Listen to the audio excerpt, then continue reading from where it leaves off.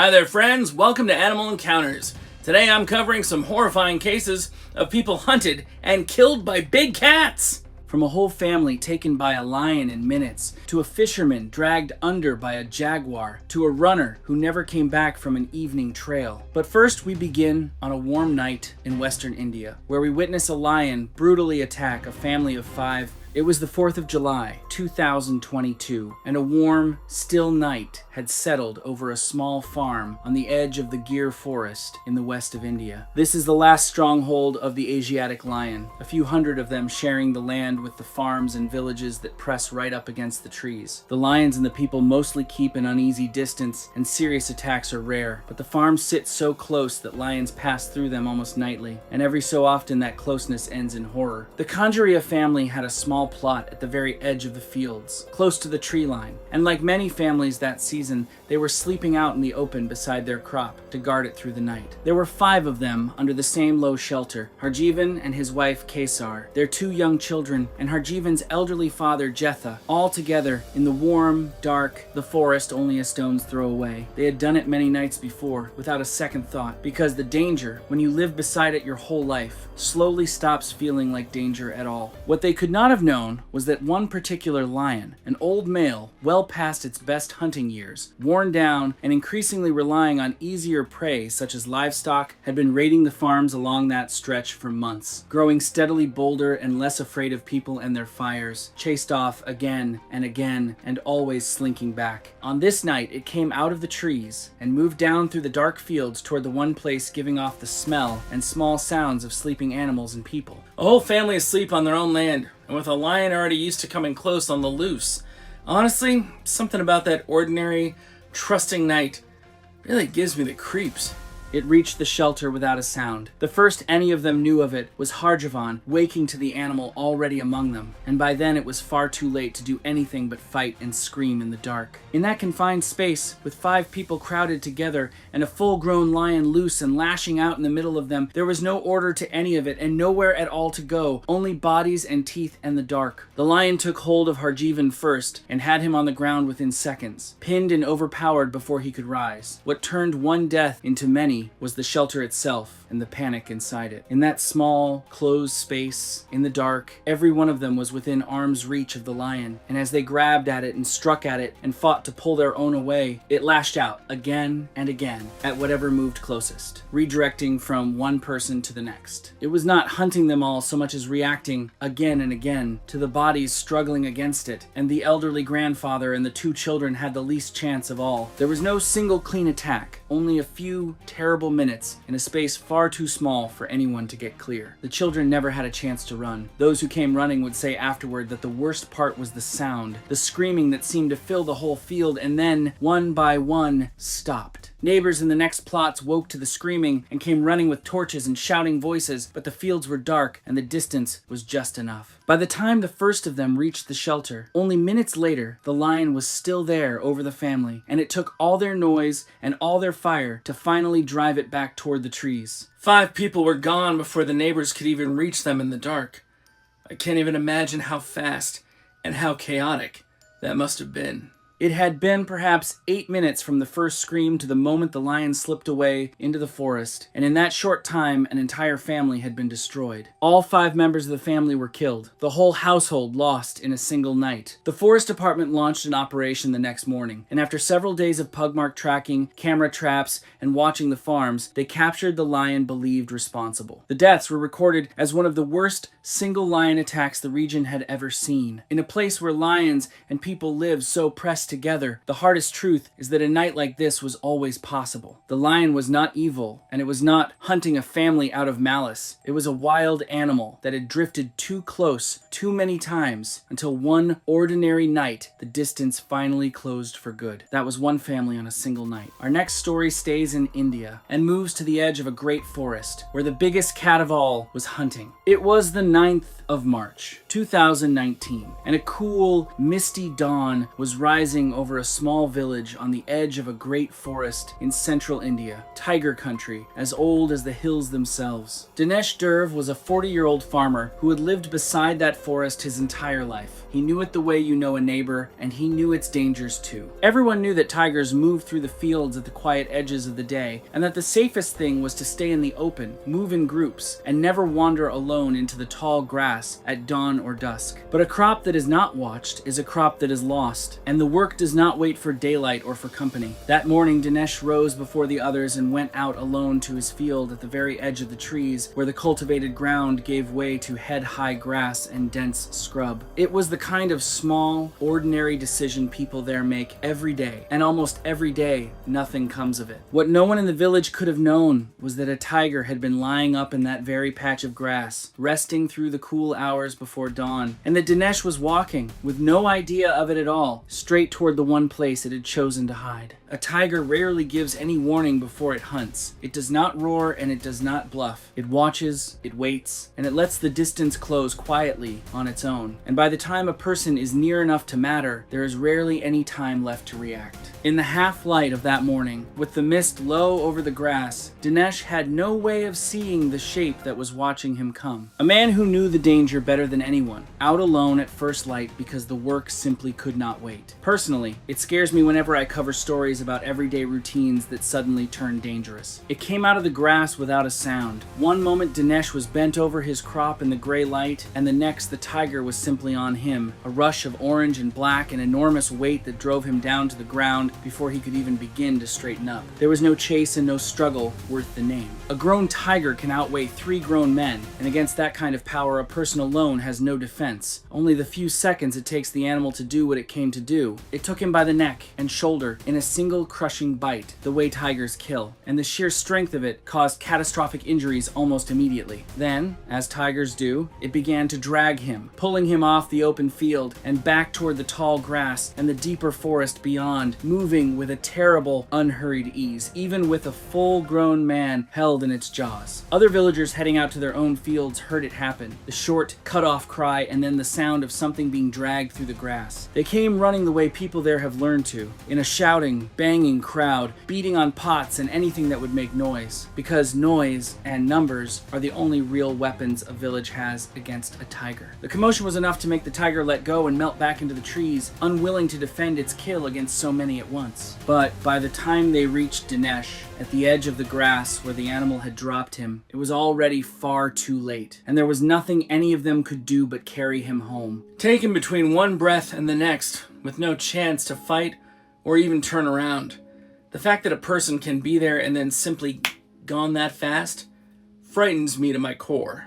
Dinesh Derv was fatally injured in the first moments of the attack, and he left behind a family and a village that had lost one of its own to a danger they lived beside every day. The forest department set camera traps through the area and tracked the tiger for weeks afterward, and the death was recorded as a tiger attack on a farmer at the forest edge. The tiger was not a monster, and it was not hunting the village. It was doing what tigers have always done, and Dinesh simply had the terrible luck to walk alone into the one patch of grass where it happened to be lying. That was the largest of all the cats. Our next story climbs up into the hills to a smaller hunter that many people there fear even more. It was the 2nd of November, 2020, and a cold, moonless night had come down over a small hill village in the northern Indian state of Uttarakhand, high up where the forest presses close to every home. Pushpa Rawat was a 36-year-old woman who had spent her whole life in these hills, in a village where everyone knew leopards came down among the houses after dark. They took dogs and goats from the yards, and now and then something far worse. And so the rule, repeated to every child, was simple. Once the sun is gone, you do not go outside alone. But rules like that wear thin over a lifetime of nights when nothing happens, until stepping out into the dark for just a moment starts to feel like no risk at all. That night, Pushpa went out just past her doorway, only a few steps into the dark, for one of the small reasons people step outside. She did not take a light, and she did not call for anyone to come with her, because she meant to be gone for only a moment, and the edge of the forest was closer than anyone likes to think about on a night with no moon. A leopard is not like a lion or a tiger. It is smaller, quieter, and in some ways more frightening because it is patient and it is bold. And it will come right up to the walls of a house and simply wait. One had been moving through that village all autumn, growing used to the people and their animals, and it was somewhere close in the dark when Pushpa stepped outside. She stepped outside for just a moment on a pitch-black night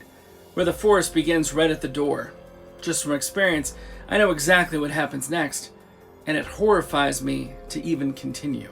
She never saw it coming. In the dark, beyond the house, the leopard had been watching, and the instant she moved away from the doorway and into the open, it came, low and silent and impossibly fast, crossing the ground between them before she could take more than a breath. There was no roar, no growl, nothing at all to warn her, only a sudden weight out of the blackness and then the ground, the whole thing happening faster than a scream could even form. It struck her the way leopards kill, going straight for the head and the throat, and its grip allowed nothing more than a brief, choked cry. Inside the house, her family heard only a short, strange sound, and then nothing. And by the time anyone thought to wonder at it and came to the door, there was only a dropped sandal and dark, dragged marks leading off into the night, and Pushpa was gone. The leopard had already begun dragging her away toward the trees, and a leopard that size can move a grown person with astonishing speed and strength, vanishing into cover in seconds. The family raised the alarm, and the whole village came awake, and torches and shouting spread into the dark, but the night and the forest had already swallowed her. Leopards are creatures of habit and of cover, and this one did what its kind have always done, dragging its kill up and away from the village to feed where it would not be disturbed. The men followed what signs they could find in the torchlight, the dragged grass and the marks in the soft ground, knowing with every step what they were most likely to find, and dreading it all the same. Gone from her own doorway without a sound, while her family sat just feet away. The silence of it is the most terrifying part, honestly. They found her at first light, a little way into the forest, where the leopard had taken her. The death was recorded as a leopard attack on a villager after dark, and for weeks afterward the whole village lived behind closed doors from the moment the sun began to drop. No one blamed Pushpa for stepping outside. Every person in that village had done the same thing 1,000 times, on 1,000 safer nights, and that is exactly what makes a story like hers so hard to bear. That was a hunter of the hills. Our next story crosses the world to the rivers of South America, and to a cat that few people ever think of as a killer at all. It was the 19th of July, 2017, and the light was fading over a slow, wide river in the Pantanal wetlands of western Brazil, the greatest stronghold of the jaguar on Earth. Edelson Moraes was a 44-year-old fisherman who worked those waters the way his family had for generations, going out in a small wooden boat at the ends of the day when the fish were biting. The Pantanal is thick with jaguars, the largest cats in the Americas, but attacks on people are genuinely rare, and a lifetime on the river teaches a man to think of them as something that happens to other people somewhere else. Pound for pound, a jaguar has one of the most powerful bites of any cat, strong enough to pierce bone and even crush a skull, as at home in the water as on land, a swimmer and an ambush hunter both. That evening, Edelson worked his boat in close to the bank, into a quiet channel where the trees leaned low over the water and the shadows were already deep. It was good water for fish, and he had drifted into banks like it 1,000 times, close enough to touch the branches, with no more thought than any other evening. What he did not know was that a jaguar was working that same stretch of bank at dusk, moving along the shoreline the way they do, and hunting the caiman and capybara that gather at the water, and that it lay in the shadows as his boat drifted in, a slow and vulnerable target moving steadily into its reach. He had grown up on this river, learning its moods and its shallows and the places where the big fish gathered, and if there was any danger in his mind that evening, it was a snag or a sudden squall, not the animals. The jaguars were part of the place, glimpsed now and then along the banks, and he had always believed them no threat to a man in a boat. A fisherman close to the bank at dusk, doing the only work he had ever known. It bothers me how the most ordinary evening can hide something that devastating. As the boat drifted in under the low branches, Edelson leaned out over the side to work his net free where it had snagged close to the bank, and in doing so brought his head and shoulders within a body length of the shore. That was all it took. A Jaguar lay concealed in the tangle of the bank, and a target that close and that vulnerable created exactly the ambush it was waiting for. There was an explosion of movement from the shadows, and a great weight hit him at the side of the boat, and before Edelson could do more than throw up an arm, the Jaguar had him, its jaws closing with a force among the most powerful of any cat on Earth. A Jaguar kills in more than one way, sometimes seizing the throat or the back of the neck like the other big cats, and sometimes in a way that is almost its own, biting clean through the skull itself. Whichever it does, escaping a grip like that is extraordinarily difficult, and there is rarely any second chance. The boat pitched and half swamped in the struggle, and in the chaos of water and thrashing, the two of them went over the side and into the dark river. A Jaguar is a strong swimmer, unbothered by deep water, and it never let go as they went under, keeping its grip through the fall and the current, so that the river Edelson knew so well gave him no escape at all. There was almost nothing he could do. A Jaguar in that first instant is all weight and jaws and momentum, and a man in a rocking boat has no way to brace or fight, only to be borne over and down. Whatever cry he made was lost in the crash and the closing dark of the water. It happened so fast that the men fishing not far off could barely say afterward what they had seen, only that the water had erupted and then gone quiet. In the dark, so far from any help, a lone man in a small boat had almost no chance from the moment it chose him. The others turned their boats and came as fast as they could, shouting into the dusk, but by the time they reached the place, there was only the swamped boat turning in the current, the water settling, and no sign of Edelson or the animal that had taken him. I want you to picture this. He was being pulled from his own boat into the water he trusted by something he never saw until it was on him. Edelson Moraes was killed in the attack, and searchers recovered his body from the river several days later. The death was recorded as a Jaguar attack on a fisherman, a rare and terrible event even in a place so full of the animals. The men who fished that river went back to it because it was their living, but they carried that evening with them and never drifted quite so close to a shadowed bank again. That was the great cat of the Americas. Our next story moves north to a lonely mountain trail and to a hunter people forget is even out there. It was the 12th of October, 2021, and the afternoon light was going long and golden over a forested mountain trail in the western United States, deep in Cougar country. Trevor Nash was a 33-year-old trail runner who came to those mountains almost every week. He loved the quiet of the late day, when the crowds had gone home and the forest felt like his alone, and he thought little of the mountain lions there, having never once glimpsed one in all his years of running. That is the strange thing about cougars. In the places people hike and run every day, there are far more of them watching than anyone ever sees, and a person can pass within yards of one and never know. That evening, Trevor set out later than he should have, alone, the light already fading and the trail climbing into thick timber where the shadows gathered early. He ran with music in his ears and his mind on the miles ahead, moving fast and low and quiet, which is, though he could not have known it, exactly the kind of movement that can trigger a predatory response in some cougars. A cougar is an ambush hunter that keys on movement, and a lone runner going away from it, small and fast in the failing light, can trigger a pursuit response in an animal that would never have approached a person standing still and facing it. Somewhere above the trail, in the timber, one had already fixed on him. A fit young man on a trail he had run 100 times, doing nothing more than enjoying the evening. The brutal fact that it can turn on you with no warning at all is what I find so frightening. It hit him from behind and above, off the slope, the way cougars are built to strike. There was no sound and no warning, just a sudden crushing weight on his back and shoulders that drove him off his feet and down onto the trail before he understood that anything was happening at all. A cougar goes for the back of the neck and the base of the skull, meaning to end things in the first instant, and its strike carries all the force of an animal launching itself from above onto prey it fully intends to kill. But Trevor was young and strong, and unlike so many victims, he did not simply fall and stay down. He fought, twisting and striking back and getting his arms up, and for a few desperate seconds there on the trail, it became a struggle rather than a kill, the cat clawing and biting, and Trevor fighting for his life in the dirt and the last of the light. It is a fight that is almost impossible to win. A cougar is faster and stronger and armed in ways a person is not, and though Trevor stayed conscious and kept fighting, he could not throw it off. The ground around them was torn up, the sign of a man giving everything he had against an an animal that would not let go. Other hikers coming down the trail in the last of the light heard the struggle before they saw it, and they shouted and rushed toward it, and it was their noise and numbers that finally drove the cougar off him and back into the timber. They reached Trevor where he lay and did what little they could, but the injuries a cougar leaves are severe, and help on a remote mountain trail is always a long way and a long time away. He fought it with everything he had, alone on that trail, and still it wasn't enough. The thought of that struggle with no one coming is hard for me to stomach.